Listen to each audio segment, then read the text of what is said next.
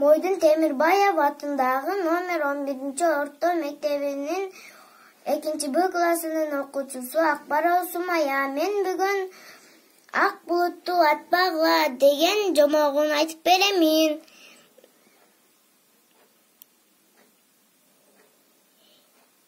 Илгери хан уучулуктан келип жатса, булактын жанында ак булут турган болот.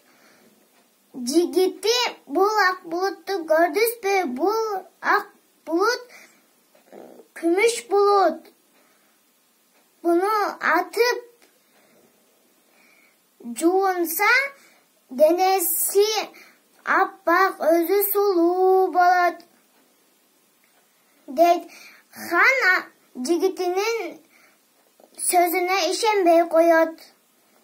Хан жасы менен булутту атып көрөт. Булактын жанына келсе, ак булуттун бөлүгү калган болот. Аны алып хан барып жуунса, денеси аппак, өзү сулуу болот.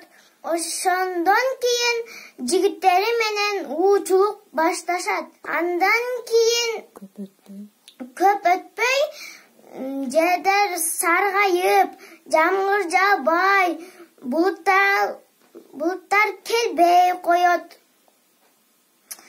Бир күнү хан кайгырып олтурса, үстүнөн каркыралар жаз келген жака учуп кете жатышкан болот. Хан каркыраларга мынтип айтат. Каркыралар, биздин жерге дагы тийип өтсөңөр болот.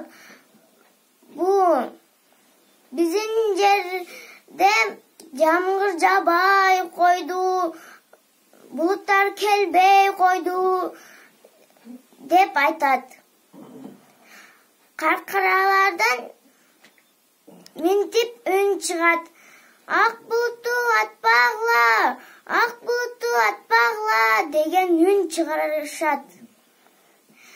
Хан өзүнүн катасын билип, ак булуттарды атпай коет.